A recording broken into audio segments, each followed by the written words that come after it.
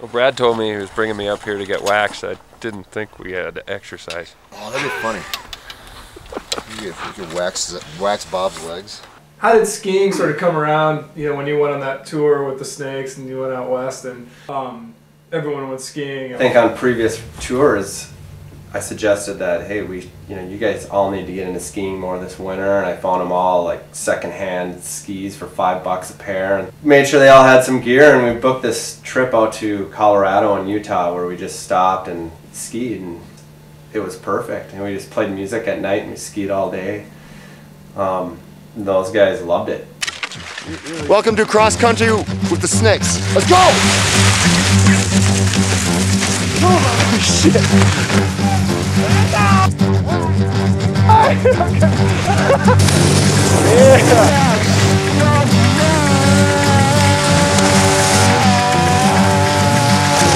Check out Bobby! On guitar!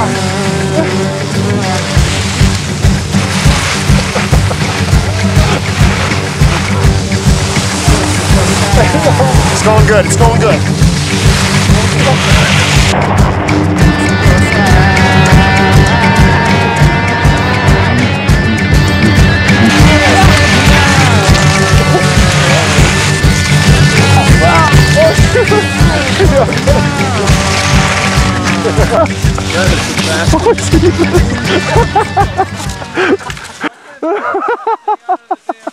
What are you laughing at?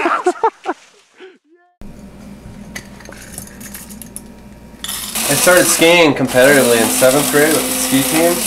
I don't know why, I'd always been horrible at sports, you know, like last kid picked for any given team. And so, anyways, and then in 8th grade, we were told we had to write our hero, so I decided to write Bill Koch. Because in 1976, on this finish line, Bill Koch set American history.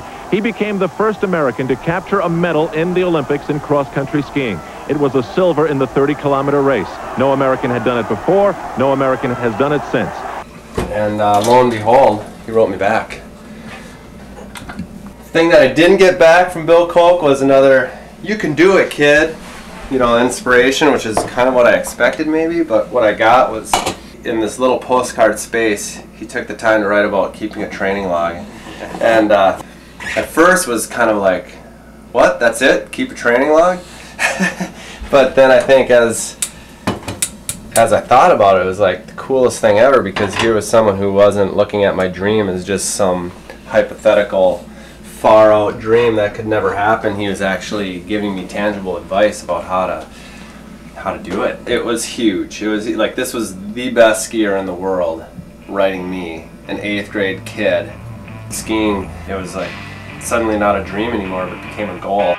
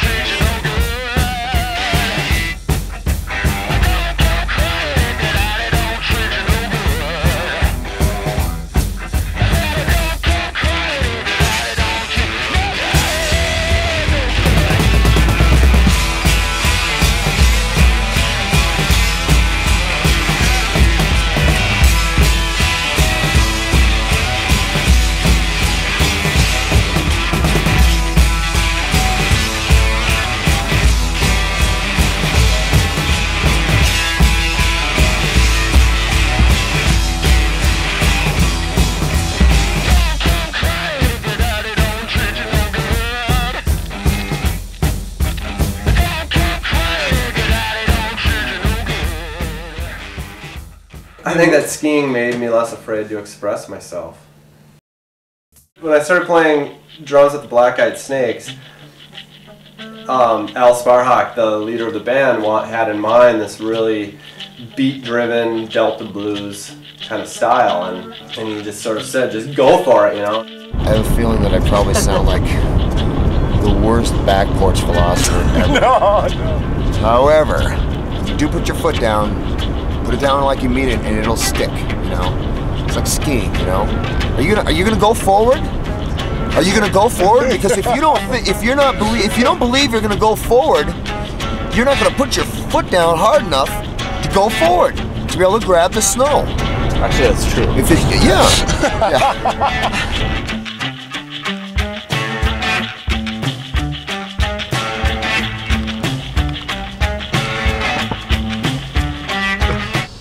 How we doing?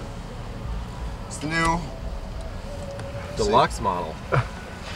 the Rand McNally Deluxe midsize. 05, the mid-size. I'm excited because it's on a ringer, because before it was on a stapled together. Okay. And the last Those one things a get couple sloppy. weeks. Yeah. That looks nice. It's a good one. Good Atlas purchase.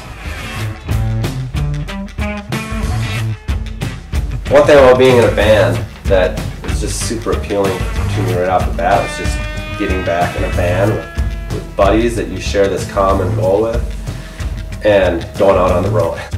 You know there's going to be adventure, you know there's going to be stories, and I think my whole take on life is I'm sort of have this frantic need to stuff it as full of just memories and adventures as I can as I go. So that was just sort of the next way to do it after I was too slow to ski. This was about a year after I quit training pretty seriously, so I could take my skiing, the physicality I had coming out of skiing, endurance into drumming, and just sort of plug right into it. And I don't know, it's sort of a good marriage that way, I think. Okay, we're called the Black Eyed Snakes. We drove all the way from a little town up above the Arctic Circle called Duluth, Minnesota. It's a beautiful, beautiful city. Things are hard there. It's a dark, dark town. The sun does not visit us very much, but when she does, she shines, shines, shines. However, when the sweet, beautiful sun is not there, the darkness puts evil thoughts in the minds of men.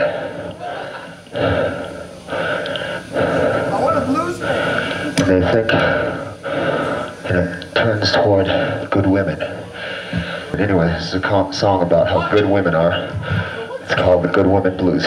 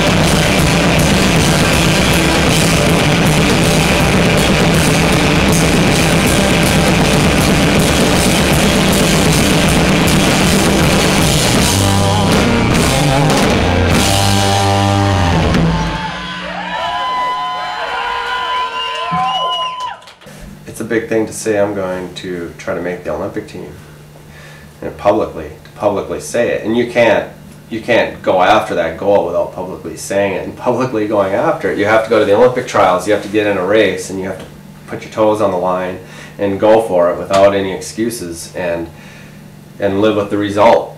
And it's for sure the same as getting on stage in front of a group of people and just saying, all right, look at me for the next 45 minutes and we're going to lay it down and hope you like it.